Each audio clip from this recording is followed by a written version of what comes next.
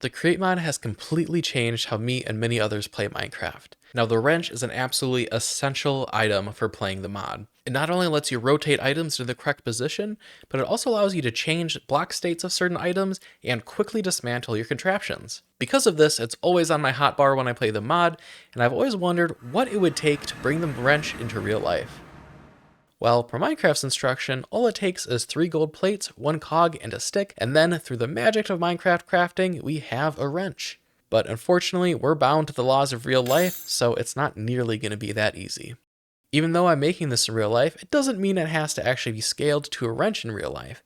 And I really want to see how absurdly large the wrench would be if we were to take it out of the game to scale. According to the Minecraft wiki, the player model is 1.8 meters tall.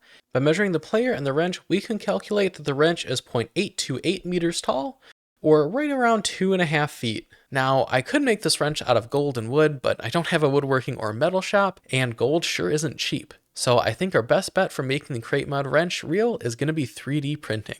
To get the wrench ready for 3D printing, I need a 2-scale model of it.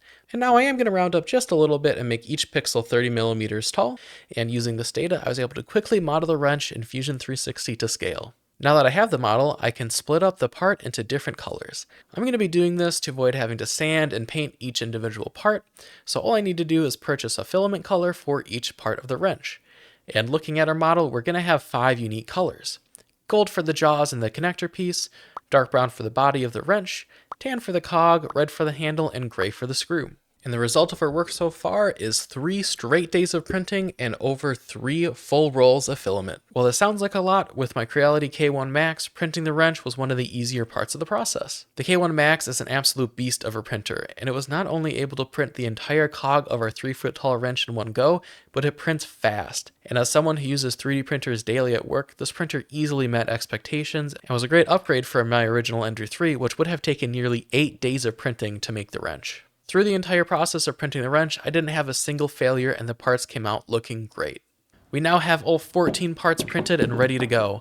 The last step before assembly is to clean up the parts. A few parts printed with support which needs to be removed. The removal was easy and only left a little bit of cleanup to be done. And the last step was to remount all the holes so that the pins would click nicely into place. So with all the pieces finally finished, it's time for a quick test fit. So I snapped every piece together. And now we get our first look at just how insanely massive the Create mod wrench is. I can't believe it, it's actually in one piece. That's crazy. This thing is huge. Now before I get some beauty shots of it, I really need to glue it together because while it's together and it's pretty solid, it still is possible for it to fall apart. So let's get it all glued up so we can finish the life-size Create mod wrench.